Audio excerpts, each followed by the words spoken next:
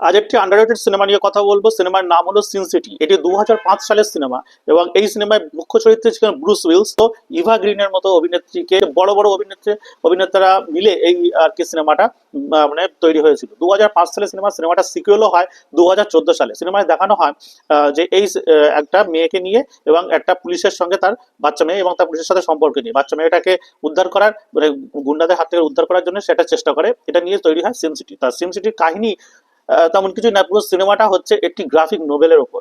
তো graphic novel আমরা যেমন দেখি সিনেমা মানে গ্রাফিক নোভেলের কাগজের পাতায় যে ধরনের আমরা মানে স্ট্রাকচার গুলো দেখি, পুরো সিনেমাটা জুড়ে তেমনই স্ট্রাকচার ব্যবহার করা হয়েছে। সিনেমায় ব্যবহার করা হচ্ছে সাদা রং, কালো রং এবং রেড কালার। মোটামুটি এরকম ভাবে তিন ধরনের কালার নিয়ে একটা অসাধারণ সিনেমাটোগ্রাফি দেখতে পাবেন। এবং আপনি যদি গ্রাফিক নোভেলের ফ্যান হয়ে থাকেন তাহলে এই সিনেমাটা মিস করাটাই চলবে না।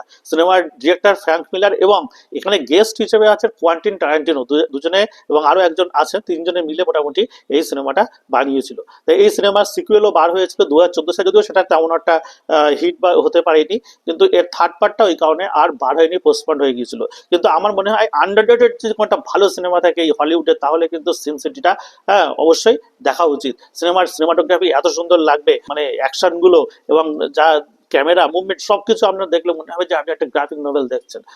এবং আরো সিনেমা সম্পর্কে বিভিন্ন ধরনের দারুণ দারুণ সিনেমা সম্পর্কে খোঁজ পেতে গেলে আমার চ্যানেলটাকে কিন্তু অবশ্যই সাবস্ক্রাইব করতেও ভুলবেন না। ধন্যবাদ।